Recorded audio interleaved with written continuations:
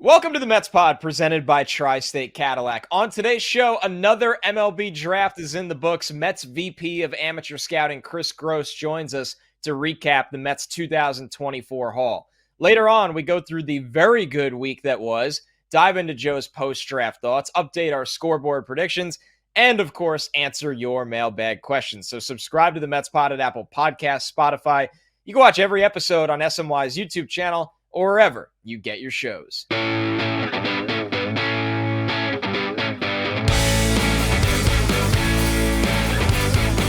What's up, everybody? Welcome to the Mets Pod, presented by Tri-State Cadillac. Visit your Tri-State Cadillac dealer today. I'm your host, Connor Rogers, joined as always by my co-host, Joe DeMayo. The 2024 MLB draft has just wrapped, and we are thrilled to welcome in Kris Gross, Mets Vice President of Amateur Scouting, to the show to talk about the last couple of days, which have been crazy. So, Kris, we really appreciate the time. How are you holding up?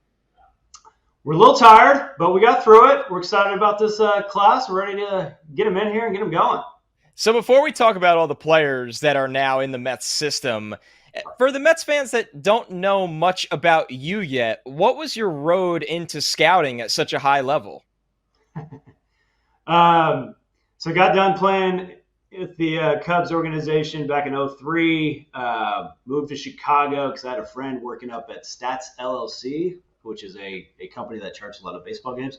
But from there, started networking, going to see some high school games, basically befriending some scouts, and it developed into a part-time role, developed into an area scout role, and just it's been a gradual work my way up process. The Astros had an opening on the West Coast back in 2012. Was a cross-checker there, grew into a national, and ended up being the director there for the previous 5 years before coming to New York here. So you just mentioned Houston. This is obviously your first year with the Mets. What intrigued you about taking this job with the Mets, and how much of an impact did your prior relationship with David Stearns have on your decision to come to New York? Yeah, I was fortunate enough to get to know David a little bit during our time in Houston.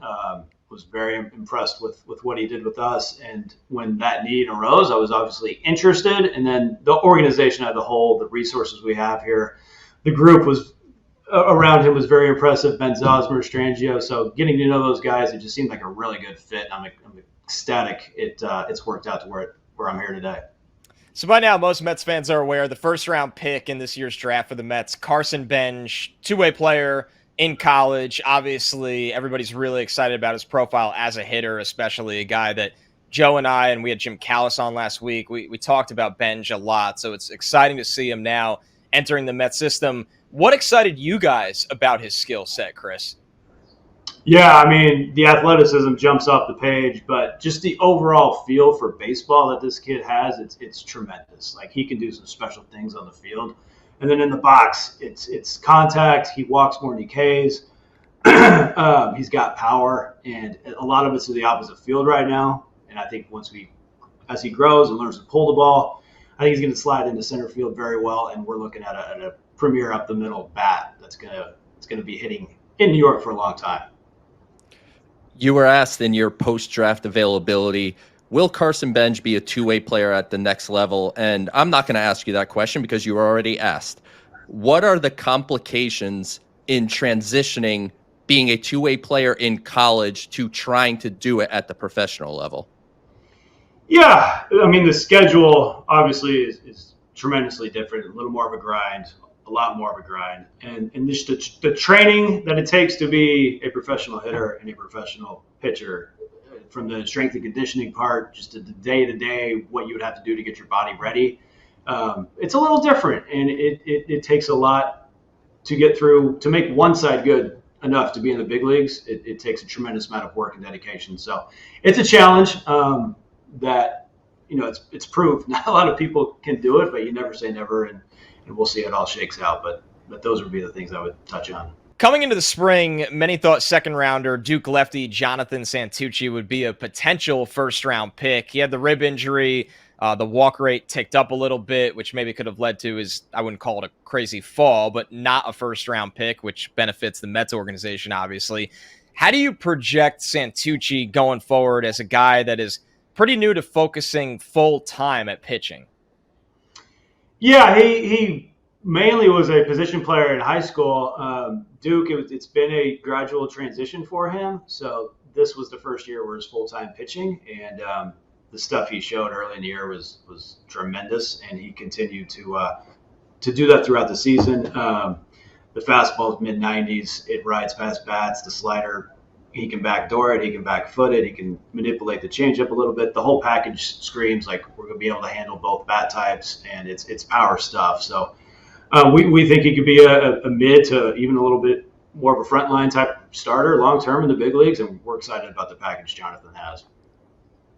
In the third round, you took right-handed pitcher Nate Dohm from Mississippi State. He got off to a real strong start this year and was starting to generate some buzz that he could be a potential day one selection.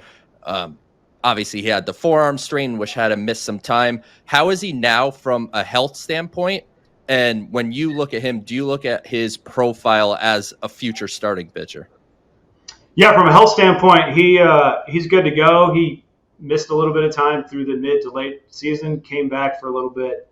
But at the combine, he was back to his old self. He was throwing low to mid 90s, and we think he projects as a starter with the weapons he has. It's a special type of fastball from a low release, good extension.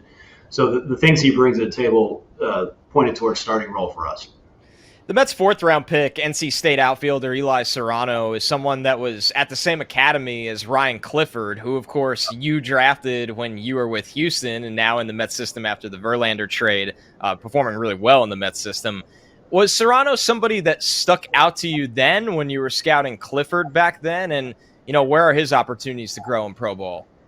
Absolutely. He stuck out back in high school. He was a little skinnier back then. We've seen the body mature, and we think he's going to continue to get stronger and develop into a potential power hitting outfielder. He makes a ton of contact right now. Really good approach. He's shown some versatility with the defensive positions he played: first base, center field, and NC State. And he played it admirably. So we're going to start him there. We're going to see what happens. I think he's got a lot to to grow on and be a potential everyday outfielder. The last player I want to bring up individually, because I don't think you have the time to go through all 20 with me. If you do, that's great, but I don't think you do. We'll go to the fifth round with high school shortstop Trey Snyder from Missouri. Yeah. What type of player could the Mets be getting in Trey Snyder, and how optimistic are you that you'll be able to sign him away from his commitment to Tennessee? Yeah, obviously the Tennessee commitment is a big one coming off their national title. Hats off to them. Trey kind of fits the mold as Carson, where he's first and foremost a really good baseball player, does a lot of little things well. We think he can play shortstop, runs, he throws, and he came to our Mets workout in Dallas and surprised us with the power. Trey Cobb, our area scout, saw it during the spring, and then when we got him live in Dallas, he put on a show. So he tested really well with a lot of the things we do. And the human, he's a special kid. I don't know if you pulled up any video highlights. He's tenacious out there, but he's a great human off the field. And the entire package that he could possibly bring to the table if he signs is very exciting for the Mets. Last one here for you, Chris. With this draft class, especially this year, we just heard about so many guys that have special tools, whether it's raw power, the athleticism. How do you balance stacking players that might be more refined prospects with less upside compared to some of these guys that just have a huge ceiling, but going in, they're going to need years of development and there's a little bit more risk? Yeah, I mean, that's the battle we weigh every year.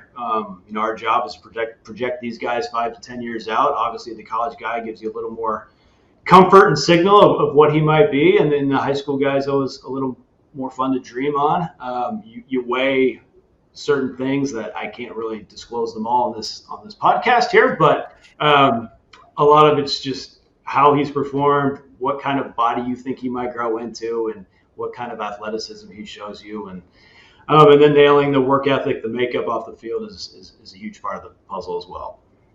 Mets VP of Amateur Scouting Kris Gross. We know this has been a crazy busy week for you, so we appreciate you squeezing in the Mets pod for a couple minutes. We thank you very much, Chris. Thanks for having me, guys. Let's go Mets. All right, big thank you, of course, to the Mets VP of Amateur Scouting, Kris Gross. Joe, someone we were looking forward to talking to for a long time, basically since they made that hire, which surprised us. I mean, big hire from the Astros organization. We're looking forward to having him on the podcast. So nice to save it for when a ton of new players are potentially entering the Mets organization. Yeah, I mean, we've been wanting to talk to Kris Gross, but when you are the vice president of amateur scouting, there may not be a ton to talk about until there's some amateur scouting completed. And obviously the Mets just got through the 2024 draft, selecting 20 players. And now the time is to sign these players and get them into pro ball and start to develop them. So, Joe, we heard Kris talk about obviously the first 5 picks, and you were doing a ton of video content for SNY throughout the draft. I definitely recommend, if you haven't seen those, all Joe's breakdowns. I want to put the interview hat on, though, and maybe go outside of that. Those are premium players, maybe not top 5 prospects the day they enter the organization, but they're going to be names that we are tracking. Joe, for the Mets fan that didn't get to watch days 2 and 3 of the draft, what was a name or two that you went, oh, that's someone interesting outside of those first 5 rounds? So I'll give you a couple on day 2 and I'll give you one on day 3.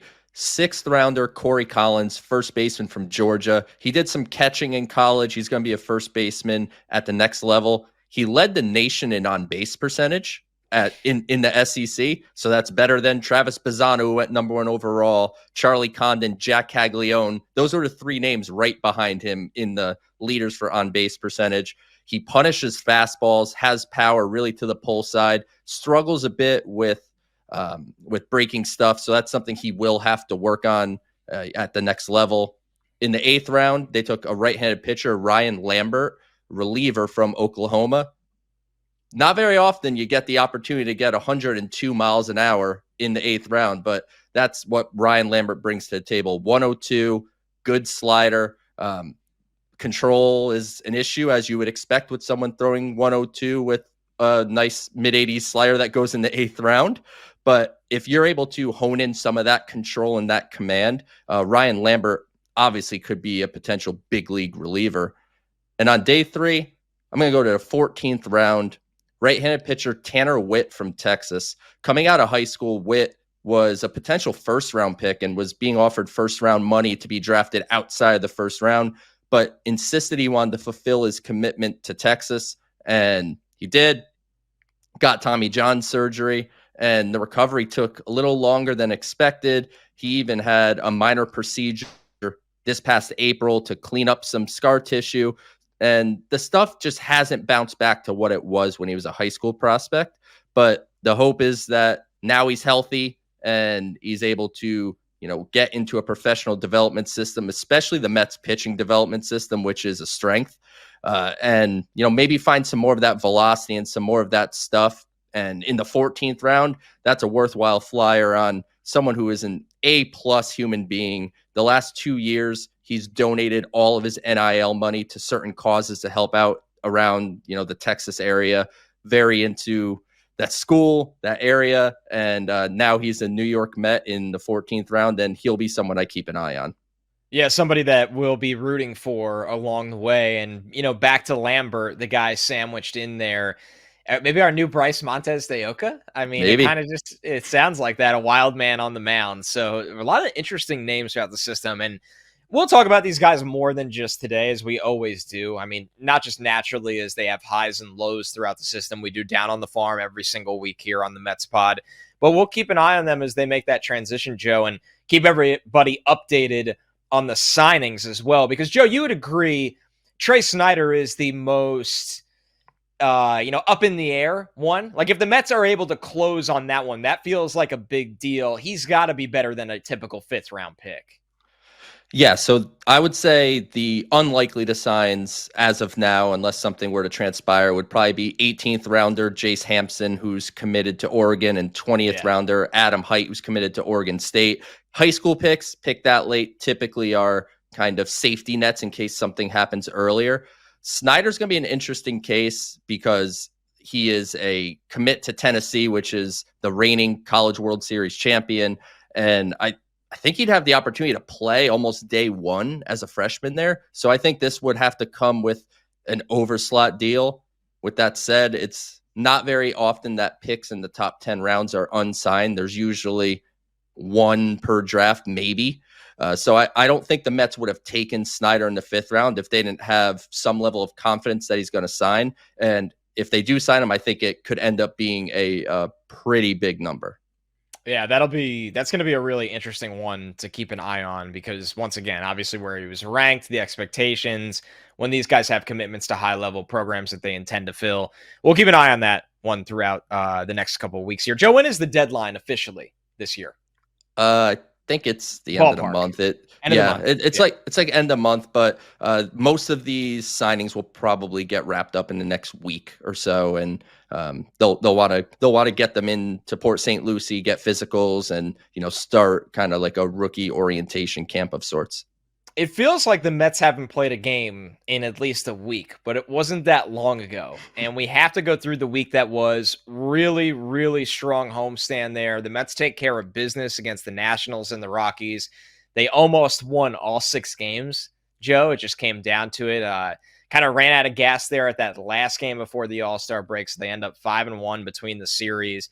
And this team, Joe, it's basically more of the same. The Mets are scoring a lot of runs.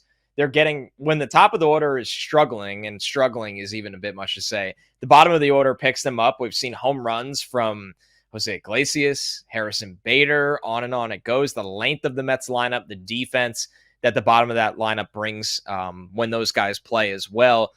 And of course, we have to say it's more of the same with the bullpen right now, where it's the weakness of the team. Now, you sign up for 5 out of 6 wins every single day.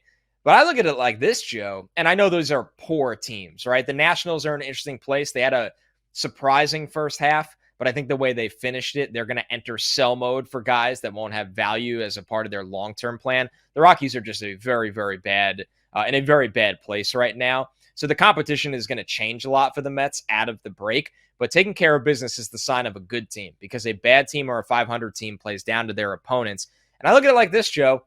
If they can make 1 or 2 minor moves, I'm not saying to go out and get, the top closer on the market, and they make this a weakness to an average looking bullpen, the Mets are going to be here to stay for the stretch run to try to make a wild card, to hold a wild card spot. Yeah, if the season ended today and we stopped the count, the Mets would be in the playoffs. So they hold the 3rd wild card here heading into the All-Star break. And exactly what you said, Connor. What a good team does is they beat up on the poor teams and they hold their own against the good teams. And the Mets, obviously, over the last week, beat up on Washington, beat up on Colorado, except for Sunday. And I was at Friday's game where they had the Brandon Nimmo bobblehead, and Iglesias hit 2 home runs. Bader hit 2 home runs. I heard the song "Oh My God" 100 times in that game because it's every time Iglesias comes up and every time the Mets hit a home run, they play "Oh My God." So it was definitely a lot of that on Friday. And, as we come out of the break, what's going to be important for the Mets is to just keep the momentum going. Don't let this little break that we have here set them back, because while they're in control of that 3rd wild card as we speak right now, they don't have a stranglehold on a playoff spot by any means. So they can't take their foot off the gas. They head to Miami to start the second half, and they have to, hit the ground running. And to your point, when we talk about the trade deadline, 1 reliever, 2 relievers, I think that would be the main target. And under the radar, outfield, I think, is something that should definitely be looked at.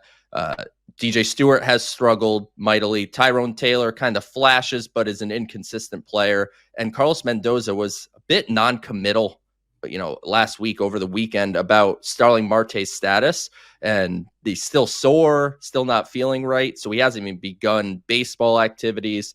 Starling Marte sounds like someone who's a while away from being back. And if there's an opportunity to acquire, like a fringe starter, 4th outfield type that could kind of plug that hole temporarily until Marte's able to return and maybe be an improvement over DJ Stewart upon the Marte's return, I think that would be something that the Mets should look into. It's a good call out, Joe. I mean, that quote about Marte wasn't shocking. I mean, with the stage of his career, Marte's body is at. When Marte plays, Marte is still a big, big factor at the plate right now. We know he's become a bit of a liability in right field, but the guy can hit. And the Mets are going to want, if you're the Mets right now, you have to be thinking, you don't want to rush Marte back, because if you can kind of hold here at this wild card spot, you want Marte back for the end of August, beginning of September, rather than rushing him back. And to your point about potentially another outfielder, it's harsh, but it's kind of a minor miracle DJ Stewart is still on this roster. I mean, he's a negative out there in the outfield. For a while, it felt like the argument was, well, he draws his walks and hits home runs. But in this world where nobody cares about batting average anymore, and trust me, I'm a proponent of, like, I get that. You can't be hitting under 190 and 180 throughout the entire course of a season, especially when the home runs kind of dry up a little bit. So and if you're walking, that's nice, but if you're not a threat on the base paths, it kind of takes away the value of the walk. The beauty of the walk is if you're a guy that could swipe a base or go first to third in this era. And not to just harp on Stewart, but to move to Taylor, who we like. And Taylor is ideal for his role, because Taylor is a plus defensively, a plus on the base paths. It's funny when you look at his numbers. He's had huge moments this year, so many that you wouldn't think he's a guy that has an OPS of 664. Taylor he doesn't get on base any more than his hits. He's not a guy that draws walks. So I agree with you, Joe. I think, another depth outfielder, and while you're waiting for Marte, would be a savvy play by the Mets, and is something that in theory shouldn't be expensive at the deadline. It'll be really interesting to see how Stearns operates his first deadline, Joe, because here's what we know.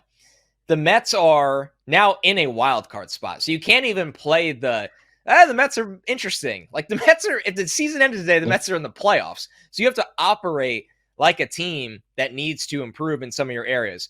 But we know, Joe, David Stearns isn't sending Jet Williams, Ryan Clifford in a trade for a top flight closer or starter. So the balance that he has to deal with is going to be fascinating. It's going to be very interesting, because he wants to build this for a long-term sustainable winner. But we have said it on this show, the only way to become a sustainable winner is to start by winning. If you don't win, you can't just keep pushing it off forever. Yeah, especially in New York. So he's going to have to sacrifice some things. But I think, to your point, he may not go to the top of the trade market and go for a Tanner Scott or one of these top available options. And we could keep an eye, too. I mean, Ken Rosenthal has talked about it. Andy Martino has talked about it. So it's been talked about enough that I think we can't ignore the possibility of potentially flipping one of the current starting pitchers in the rotation to help out your bullpen. Jose Quintana, Sean Manaea, on an extreme Luis Severino, which I wouldn't do, but his name has at least come up. So can't ignore what's been talked about. They need to help this bullpen, and Stearns needs to find creative ways to do it. And if that means flipping a Quintana with, Kodai Senga on the emergence of coming back, Christian Scott, obviously, in the rotation, maybe that's something that he looks at here, which, I mean, before you know it, the deadline's 2 weeks away from where we're recording right now. The deadline will have passed 2 weeks ago, 2 weeks from now. So we're sneaking up on it really quick, and he has to have a plan in place now that the draft is concluded and the All-Star break is about to end. And an arm that will be a help one day, but not this half of the season, is Brandon Sproat, Joe, who we got to see in the Futures game with a pretty smooth inning. You've talked a lot on this podcast about the kind of stuff that Sproat has. He's just flying through the Mets system right now, where maybe his ETA is even pushed up a little bit. But it's always great when the prospect that's representing the Mets organization in the Futures game looks the part of a guy that's going to be a major leaguer sooner rather than later. Up to 99 in the Futures game, just smooth, easy too. Like, it's not a real high effort delivery. It's very repeatable. Like, he looks the part of a guy that the Mets thought he could become, and he's become probably quicker than he even expected. And hey, I have his ETA as 2025. Who knows? Maybe a September bullpen thing. I mean, I would not completely rule it out. It would be very. What do you have to lose? I guess. Like, what is there to lose? I mean, you want to make sure he's ready to throw those strikes against big league hitters. If he is. And he would have to get to AAA, and I'd want to see him at that level as well. I wouldn't be skipping the AAA level, just calling him up straight from AA. But I would say it's worth keeping, I guess, in the back of your mind. But ultimately, I think from my somewhat conservative standpoint, I think he could be an early 2025 option, and we'll see, how he pitches over the next month or so, and how aggressive the Mets want to be. Yeah, it's that would be something if we see Sproat, in the 7th inning of a wild card game this year. You never say never, like you said, Joan. You are definitely more conservative, a little cautious with prospect roads to the majors. So to hear it from you, at least we'll put it at a 2 to 8% chance right now is what I like to call it. All right.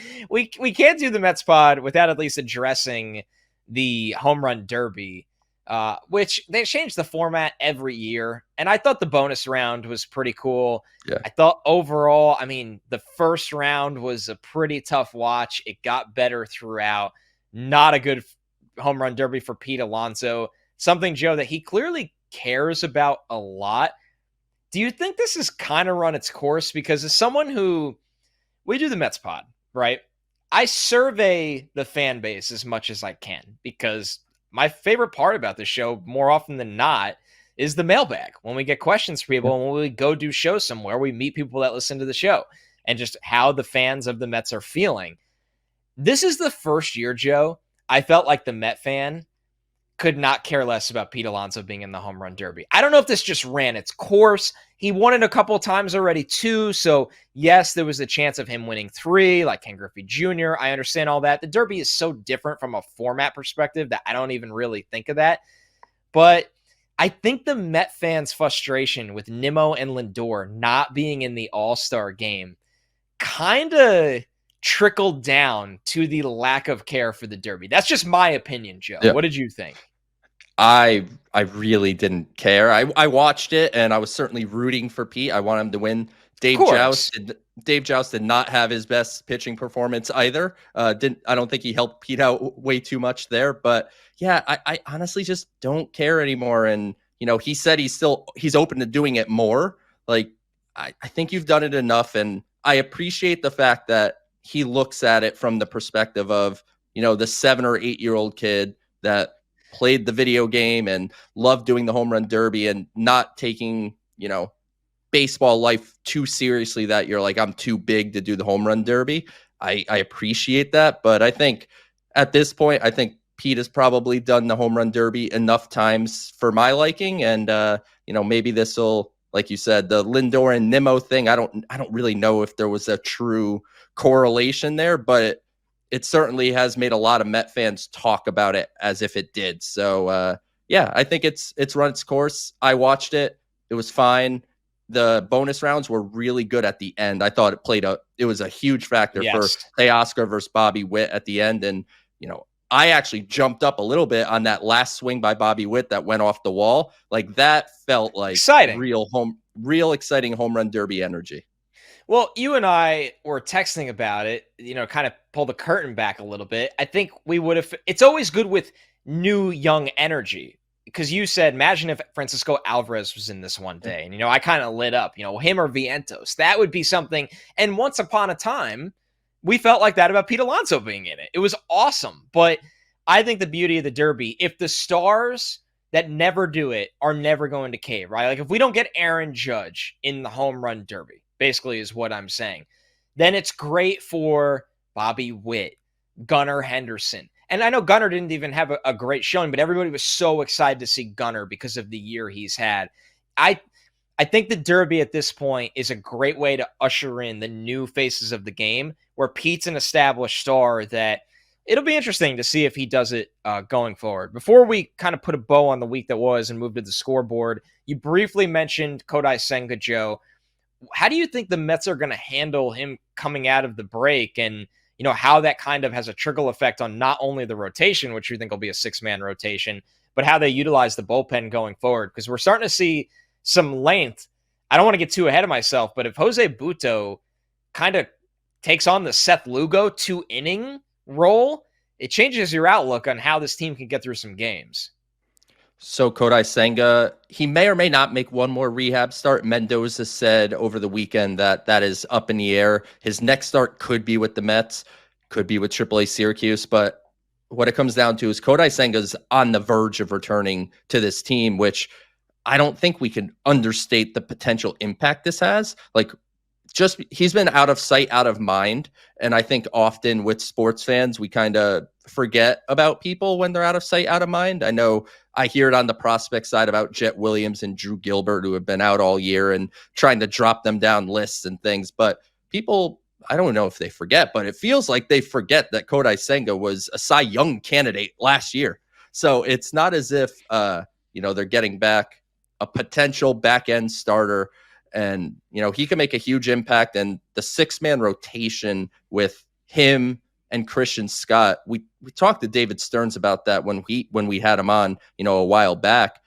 It's going to be a benefit for those two pitchers specifically because Senga's comfortable with it. And Christian Scott has the kind of innings, I don't want to say limit, but they're going to be monitoring his innings throughout the rest of the season.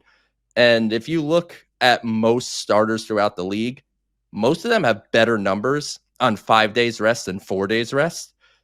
I think this is where the game is headed. And I think the Mets will be, a little ahead of the curve on this one, at least, for the remainder of the season. And then in the bullpen, they need Edwin Diaz to be not necessarily 2022 Edwin Diaz, but they need him to, get into form. I know he had the injury and then the suspension. So it's been a lot of start-stop with him. So hopefully the second half can lead to more consistency there. And Daniel Nunez has been fantastic. Like you mentioned, Jose Buto could be a multi-inning option. They need to get Jake Diekman to throw some strikes. I know he's been going through it. Adam Ottavino's been going through it. Reed Garrett is on the injured list. So the bullpen's going to be in flux as we head into the second half. I don't think it's a real clear picture. And 2 weeks from now, I think they'll add a couple arms. And, of course, Phil Maton was added recently from Tampa. So they've already done one external addition. And I think there's one or two more to come. You're listening to the Mets Pod presented by Tri-State Cadillac. Subscribe to the Mets Pod at Apple Podcasts, Spotify, SNY's YouTube channel, or wherever you get your podcast. All right, Joe, let's review our scoreboard predictions. It was a short week of games, some schedule stuff. We're going to take a week off of the scoreboard, of course, because the All-Star break would kind of ruin any of that. And we're not doing All-Star scoreboard predictions. I absolutely refuse. Until they fix the uniforms and the voting system, I'm putting an absolute strike to All-Star content in one of our favorite segments of the week. All right, so let's recap the week that was and at least update everyone where we stand. Yes or no, will Christian Scott get his first major league win? Joe, we were both hopeful, and it was looking good for quite some time. I was like, this is the one, and it couldn't get it done. No points awarded. Over-under push was at 1 for Pete Alonso home runs. Joe, you pushed. I went over. I was optimistic. Pete just had 1, a point to you, Joe. Over-under push was at 2 for Mark Vientos home runs. We both went under. He hit 1, so we both get a point. Over-under push was set at 3 for Jeff McNeil hits. Joe, you went under. I pushed at 3, and McNeil had 4 hits. Like, this is just how it goes for me with the scoreboard. When the scoreboard's not your friend. I was believing in Jeff McNeil by saying he was going to have 3 hits. All right. Over push was at 3 for Mets starters going at least 6 innings. Joe, you went over. I pushed. They had 4. Good call, Joe. We haven't had I think they went 4 in a row. I think they went the first 4 games of the week. So, yeah, that was easy money. Oh, yeah. Very, very easy. Something they do all the time. Over-under push was at 3 for Mets wins. We both were optimistic. We both said over. The Mets smashed this one. They had 5 wins over the number of 3. We each get a point. 4 points to you, Joe. 2 points to me. Like I say, Joe, you just keep chipping away a bigger and bigger lead. 38 on the season for Joe, 30 for me on the season. I like that Jeff put a little note in our rundown that I might need to sell at the deadline. I am in this till the end. I will absolutely trade Pete Crow Armstrong for Javi Baez. That's how in on this I am until the end. Buying when I have no business buying. That's where I'm at on the scoreboard. All right, let's get into the mailbag. We got a JT Schwartz double here, and if you don't understand what I'm talking about, you'll get it in a second. Michael B., thank you for the 5-star review on Apple Podcasts. Hey, guys, with Ryan Clifford emerging, JT Schwartz seems to be an afterthought at first base. He's quietly had a really nice season at AA and reminds me of John Olerud. Do you see a future for him in the majors? Thanks. This one from the Dogfather05. Thank you, Dogfather, for the 5-star Apple review. I have a question about JT Schwartz. Rarely mentioned and finally given the opportunity to move up to Syracuse. I live outside of Binghamton. I think he has a chance to progress. He's been a rumble pony for a while, produces well enough, and seems to have a great attitude. Joe, the people are demanding you speak about JT Schwartz. JT Schwartz, former 4th-round pick out of UCLA, first baseman. He had a game randomly at third base this year. I don't know exactly how that came about, but just for laughs. Yeah, he just played third base for fun. It's high contact. It's bat the ball skills. He doesn't swing and miss. He knows how to work counts. He has on base skills. The problem is he really just doesn't have any power. And as a first baseman, that is a really tough thing to overcome, especially in the modern game, to be a first baseman low on power. So I don't want to say he can't be a big leaguer. I think that would be ill-advised to say at this stage, but he's got to figure out some power to become, that type of guy at the next level, or he needs to find a way to play a different defensive position where, maybe in left field, you could survive with him being less of a power hitter and more of a contact and on base guy. But former 4th-round pick. And as Dogfather said, great attitude. I said hi to him when I was in Hartford, seeing the Rumble Ponies, and seems like a, good guy with, good head on his shoulders and good work ethic. Just the power, I think, is what's holding him back. If I recall correctly, Joe, wasn't he, and please correct me if I'm wrong here, a bit of a budget saver when they took him in the 4th round, or am I off on that?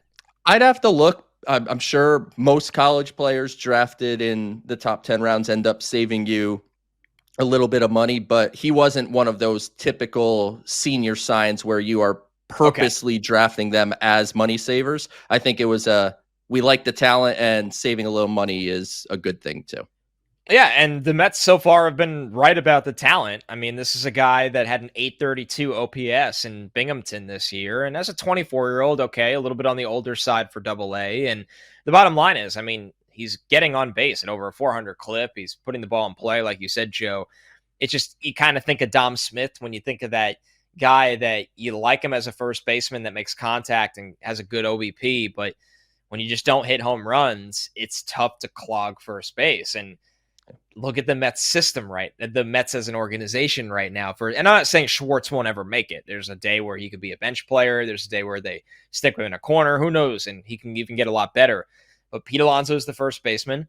If we live in a 2025 world where Pete Alonso is not with the Mets anymore, the Mets have a probably 30 home run player in Mark Vientos that'll play first base. If the day comes that Mark Vientos is not the Mets first baseman, there's a chance Ryan Clifford's a 30 home run player at first base. You kind of see where I'm going here, and right. You know this more than anyone, Joe, having an eye on the system and what makes a system successful, is that there's just a type in this era of baseball at first base.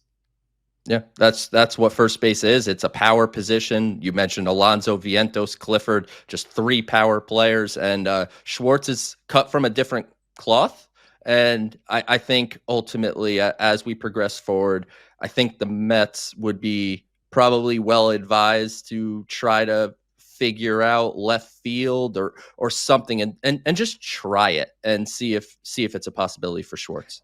And maybe even one day our boy from Georgia, Corey Collins, Mets 6th round pick, right? Another guy that probably a first baseman, 6'3", 236, and it's a big boy.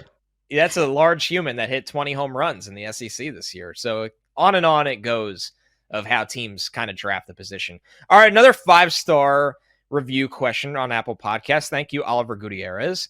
I really love that everybody's flooding the Apple reviews. That really helps us out. So thank you. Formerly from Manhattan, now living in Coconut Creek, where Christian Scott is from. Hoping my son follows his footsteps. Shout out to Coconut Creek Little League. Would you be okay with Alonso leaving and putting Vientos in his spot? I assume Mauricio would take third base. That is funny. I don't always read the questions in advance because sometimes you like to be surprised. I did read the JT Schwartz one because it's when we talk about prospects, you'd like to see where they are at in the system. So good transition there from Oliver with the question of Vientos potentially being the first baseman of the future. Joe, we've talked about this a lot. The reality is we want Pete Alonso to be here, finish his career as a Met. If the question is what makes the Mets better, if you're signing, and I don't want to jump 2 feet into this, but if you're signing Juan Soto, you're not throwing your hands up and going, what do we do at first base now? You probably have a 30 home run player that's going to play first base. So, Joe, your thoughts on that? And, of course, more importantly, the trickle effect of if Mauricio would be the third baseman in that situation. So to specifically say, would I be okay with Alonso leaving? That answer is, what contract does he sign for? And that'll tell you if I'm what okay else do the with Mets him do? leaving. Yeah, they get what else Corbin Burns and a slugger. No, Are you don't throwing sign a temper Corbin tantrum Burns. No Corbin Burns. No Corbin Burns. I don't get the point. An ace. I know. Yes. Yeah. I don't want to sign an ace either. So that's an unpopular thing because they usually cost a lot of money in a lot of years. Yeah. We'll have a long form conversation on my opinion at some point on how to build a pitching staff. And let me stop the show. No take has aged more like wine than yours, Carlos Rodon. I just want to say that. Joe wanted I got one nothing to do with Carlos Rodon. And sometimes you just got to tip your cap in the podcast business. Yeah, I don't believe in long-term big money for starting pitching. Yamamoto is a bit of an exception as a 25-year-old, but that's neither here nor there. Would I be okay with Alonso leaving? It depends on the contract and, of course, what the Mets would do if he did.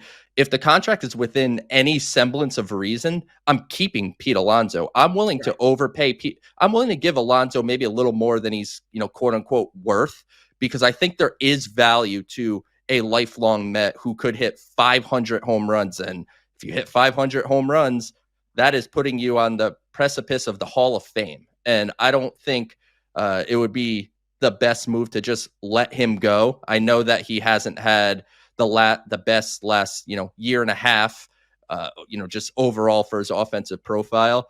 But man, it's 35 on a low end, 40 home runs. Those don't just grow on trees. You can't just go easily find that. But in the case that he does leave because the contract's out of control, Vientos makes the most sense as the guy to go fit in at first base. And would Mauricio take third base? I think he would be certainly one of the favorites to do so.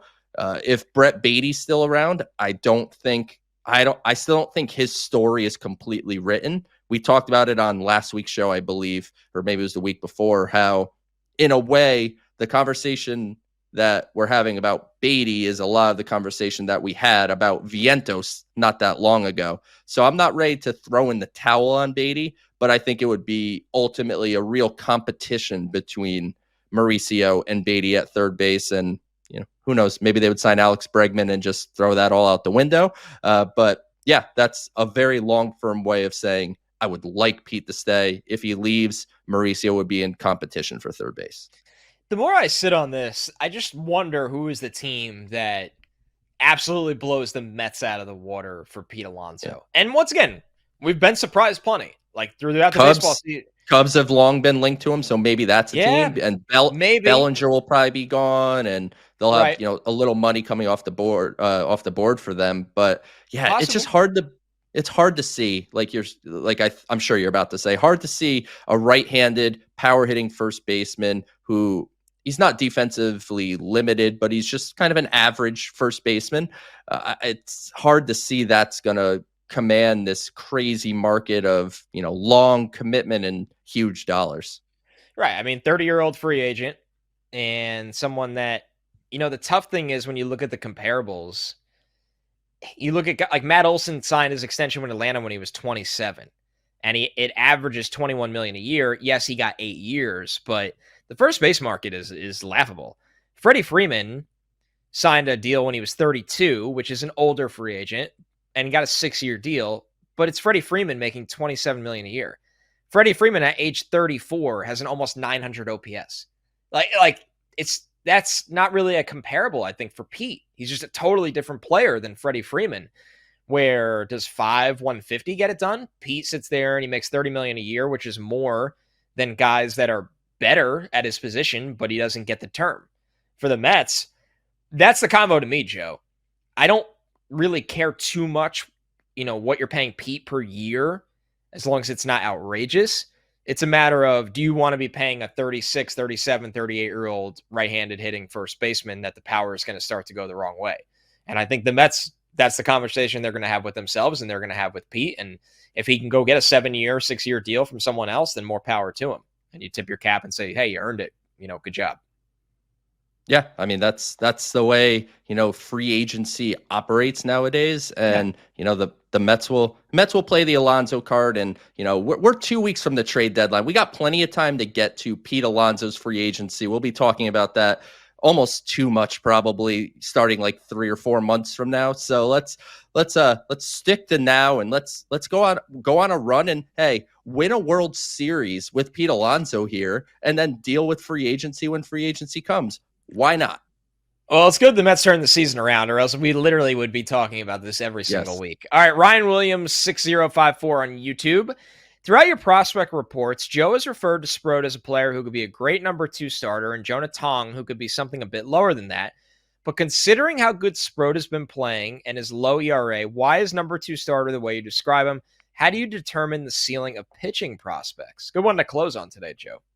Yeah, really good question. And so I'm of the belief that the word ace is thrown around and number 1 starters thrown around way too frequently. There are not very many of those in baseball there's guys that are the number 1 pitcher for their team, but that doesn't mean they are a number 1 type of starter. Like I would, even though Kodai Senga was in the Cy Young area, I still wouldn't have called Kodai Senga an ace. He's more of a number 2 type of starter. What I think is the aces are the Garrett Coles, the Tarek Skubals, the very special pitchers.